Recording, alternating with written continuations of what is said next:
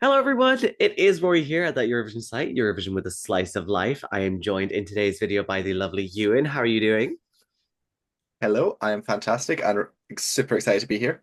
You lovely, lovely. Well, I'm very happy that you are here to talk about, well, an absolute mammoth of a show, to be honest. As you can see from the title of this video, we are checking out Vidbir, Ukraine's Eurovision selection for 2025. It's all over and done with now. We now know that Ziferblat are going to be representing Ukraine with their song Bird of Prey. We're going to check out some of the songs from this, what do we make of the results, and how well they will do in the contest. So let's just get straight into it.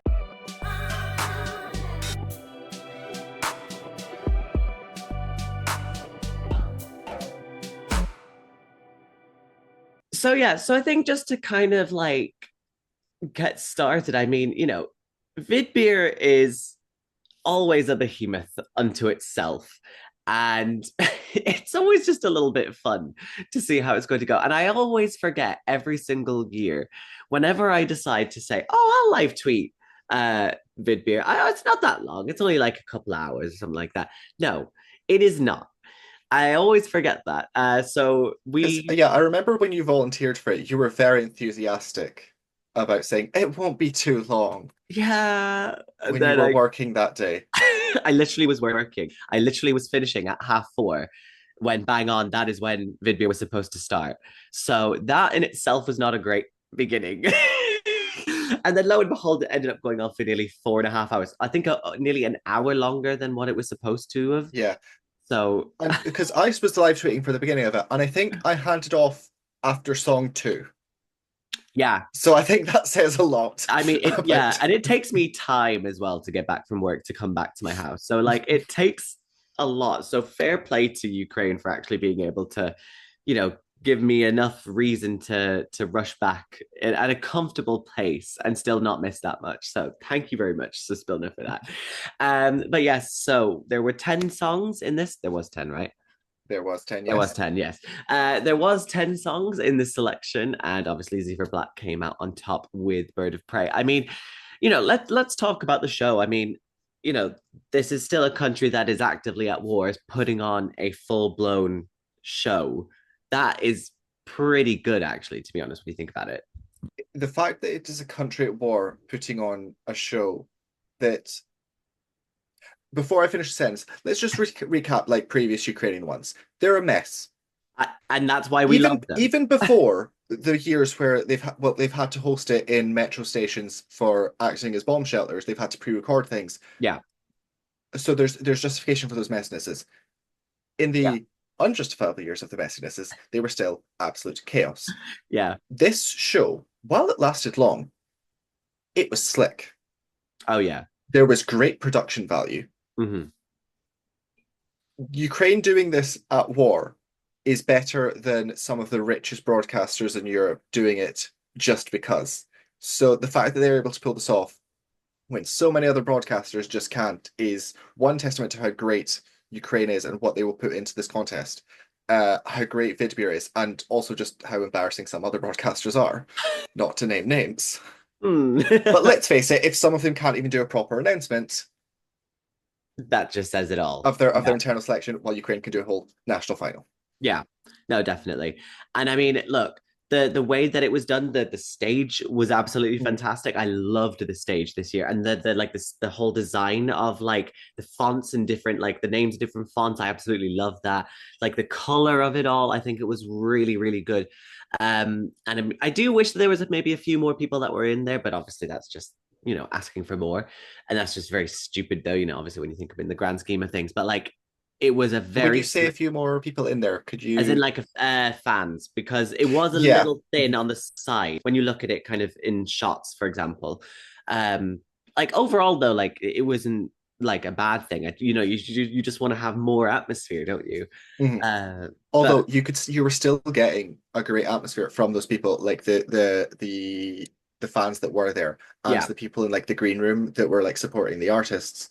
Well, yeah, a green room adjacent supporting the artists. So like even still, with a tiny with this that reduced amount of people, it's still creating this amazing atmosphere. no, 100%. And like that's the thing. I think the fact that we could get such a fantastic show. Yes, it did go on for 4.5 hours, an hour longer than it probably should have gone on for, but it's the ability to, still attract such a wide audience and get massive names in there. I think it's really fantastic, um so yeah, so let's talk about these results then. So Ziferblat obviously came out on top. They pretty much kind of dominated the public vote. I think they came top. They topped the televote. Yes, they did. With No, a they did. third with just yeah Sorry, go with on. just under 20,000 gap. Sorry, Yeah, 20,000 gap between Melody and them. Um, that's and them coming second in the second zero vote. That is wild because in sort of like the run up to the show, um, I think a lot of people were thinking, "Oh, this is Kayat's to lose," yeah, and then run up to show there was this man who's like, "Oh, Melody, they're going to win and they're going yeah. to dominate this," and then sort of Ziferblat just like came out of nowhere. There wasn't really this much momentum. It's like, oh, they're possibly going to do well because they've got the fans, but it's like, where did it come from? Yeah.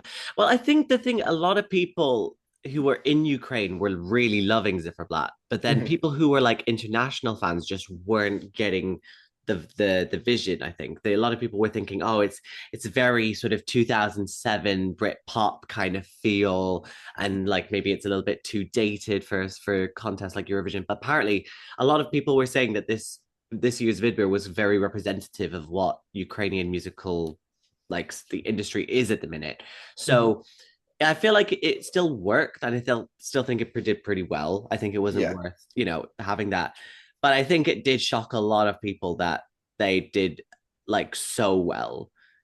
I mean, we're not talking a whole, Teresa Maria, being like nearly 70,000 votes ahead. That there was no way in hell that was going to happen. But it still was very decisive that this is who Ukraine wanted to send. And I mean the show itself, like the performance that they had was really really quite nice as well. They really Mm. kind of elevated it to a performance that I hadn't really thought they would bring to something like that. And it wasn't really just them. Quite a lot of others really elevated them. Because I remember prior to the show, I was thinking Finca's Cultura was dreadful. But she got so much character to it in a live stage. I kind of wish that they did do a little bit more with the Yeah, studio versions with them to be able to like enhance this because of course beforehand you've also got the wildcard round, yeah, and the wildcard round is based on studio versions. And if there's this big degree of like difference between the studio and the live in terms of like what can be brought, mm-hmm. I am thinking that wildcard should maybe be a televised thing. And I understand that they're possibly not going to be able to do this for obviously the war and like but budgetary reasons. But like you're saying, this is representative, like it's very representative of Ukrainian music. There's so much diversity here and there's so much quality. Yeah, There's nothing here I actively dislike. Zifferblatt, Bird of Prey, it's sort of okay for me. But a 10 songs show with nothing that you hate in the year 2025 of this national final season, that it's is really good to wild. be fair. Because given what this national final season has been, I definitely think there's the quality, the talent, and like the energy behind the show for them to bring back the semi-finals. Yeah, I think it would definitely be worth having that extra element in there, just because obviously, you know, during the semi-final period of Vidbir, obviously they had a lot more money and there were, things were completely different. But Because it there was is a completely different clearly now, broadcaster. huh? And another broadcast, ST Yeah, as well, yeah. But like also, there it just shows that there's this appetite for people to get their messages out. And I mean, even based on what we saw with the songs, there were so many other versions, like, there were still bits that kind of maybe had some connection to the war, but it wasn't like a woe is me kind of feel bad for me kind of feel. There ones that are very more like Hayat, for example, like Honor, that's very like dark and like I'm going to fight. No Time to Cry is kind of a similar feel to it as well. My Sea obviously being as well about the Sea of Azov, which is obviously that in itself is massive. And I think this in itself also kind of harking back a little bit to the war too with Ziferblat. I think there is still like Bird of Prey. Of course, there is still like a little nod to the fact that the war is going on. I think it was a really well done selection, and the songs that were there were fantastic. I think though, I think a lot of people were not happy though with the way that the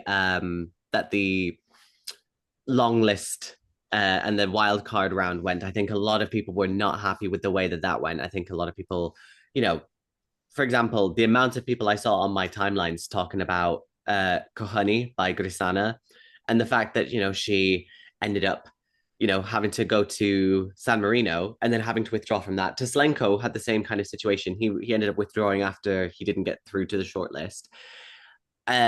So maybe there needs to be a little bit of a shake up there in terms for how people can listen to these songs earlier, and then there can be like consultation with Suspilna on how to maybe expand the national final to that, so that more people who clearly like have their ear to the ground can then feed that information back. I don't know if it's possible. I think it would really help just to even like accentuate and like increase the quality of Vidbir even more. That's how I'm thinking of it.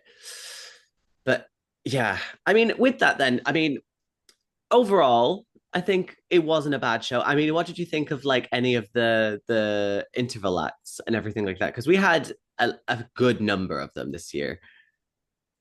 Before going on the interval acts, the opening, with so everyone and their dog just appearing, just how many people they had appear in that interval act, but it didn't feel just like shoehorned in. It Yeah, felt like natural progressions of it.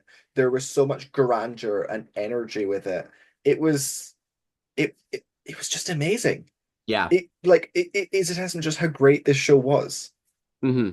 Like that's it. I mean, like you had so many different acts that were like previous acts. So obviously, over the course of the show, we had what Jamala, we had Tina Carroll, we had Tvorchi, we had Ruslana, we had Melvin, Melvin as well. Catalina Pavlenko. Yeah, like all of these huge names in the Ukrainian music industry and also just in general Eurovision as well. That is fantastic. That there's still a pull there, and people really enjoy. I think they've done so well with this show that they should be really proud of it. I think it's fantastic.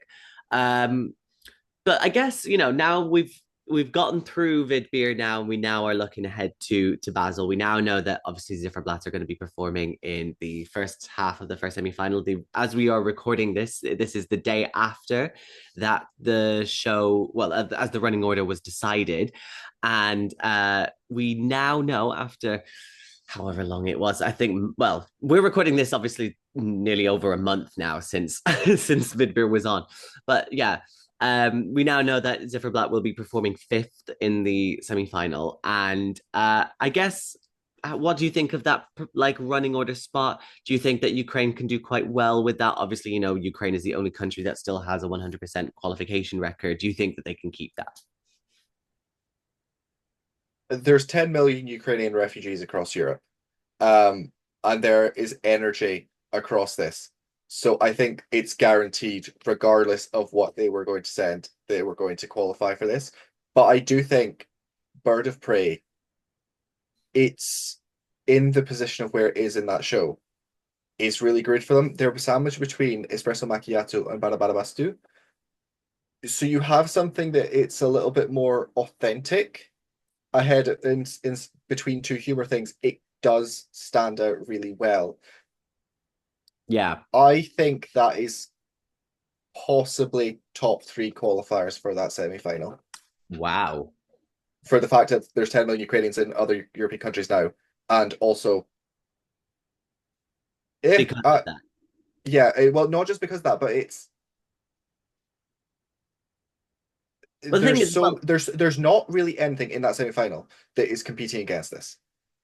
well, that's the thing. And like Ukraine is so good as well at staging. Like they always Mhm. know how to like bring out the best in their songs. And like when you Hell, last year their staging, because of their staging, they went up 29 points in my ranking. literally, that goes to show, look, they know exactly what they're doing, and they know how to connect with audiences. That's how you can see it, because they tell the story in that way. I think they have a really good concept, with the garden kind of feel, and someone like the kind of the looking up through the flowers at the lead singer, and then at the end of it, obviously, then kind of with the brightness at the end. I think they have a really good concept at the beginning. Now they just need to basically expand it so that it gets ready for Eurovision. That's And I what think I'm assuming they're continuing with that for Eurovision because when they do the running order, a lot of the past people have said visuals play more important than the actual sound. So yeah, the fact you've got this garden, then going into like the woodland in for Sweden, it's going to complement it so well, and they're both going to be like visually stand out, yeah. especially because if if Espresso Macchiato is going to be performed the way they think it's going to be performed, This is a perfect like it's going to be a antidote. nice breath of fresh air Yeah, because in that one you've got Vape, which are probably going to be like darker, with like strobe lights. Same with like Gaia. I don't see Slovenia doing something bright. There, it's probably going to be very muted. muted and emotional. Espresso Macchiato has been there, so this is probably going to be the first one of this of the show that's going to be light Yeah, and happy, and even though soft it's not as necessarily well. half. Yeah, it's soft. So I think it has the opportunity to like really stay with a lot of people, Yeah, even if it's not like Bird of Prey is not a fan favorite by any stretch of the imagination. But I think it is going to like react with the crowd really well. yeah. And the thing is, as well, we're Eurovision fans. We're always like looking for like the next big thing and things like that. Sometimes the ones that kind of are the slow burners, they're the ones that really appeal to maybe more mass audiences. And I think that in itself, it's also very commercial in terms of the way that it sounds. I definitely think this could do really, really well. I'm going to pin my colors to the mast here. I'm going to say it's going to get top 10 easily, like Yeah, maybe top 5, but I think maybe more in the ballpark of 6th to 10th. I think it'll be definitely. yeah. I think it's something that juries will like because that when juries like a band, they like it something like this where it's soft. Yeah, And I could see this like reacting really well because I did say that nothing really like compares to it in the semi-final, but I think that might actually be wrong because there is Portugal, but even still, but they're not the same. exactly like Portugal, they that. have two different feels. Mhm. you But know it's more just the fact it's a man band, so yeah, their closest one is nothing. It's not competing for votes at all. Um, yeah, I think they're sailing through, and I think I do agree. Like top 10, like that 6th to 10th. yeah, I definitely think so. I think it knowing how good Ukraine is at the contest based on staging, and they just get it. And it's obvious that they get it. So like it would be remiss of us to think that they would be just like they wouldn't be qualifying this year. Like out of Mhm. anything in a year where anything can happen, this is like one of the few things that is pretty much guaranteed, I would say. Um, but yeah, so with that, I mean, are there any sort of final points on Vidbir that you want to maybe mention just before we wrap things up? Yeah, just bring back the semi-finals, Yeah. please, and let Kaya win. But that's always going to be the case. Well, look, if someone has to be a part of the Hayat fandom, that's going to be you. If Hayat has no fans, it means you've died. That's it. I mean, for me as well, I think the Bad Street Boys, the hilarious like interval act that was going on, obviously with the host in it and all the other things, it was hilariously stupid, and that in itself just shows like another part of Ukrainian like comedy and like culture and things like that. I think people let them have a laugh.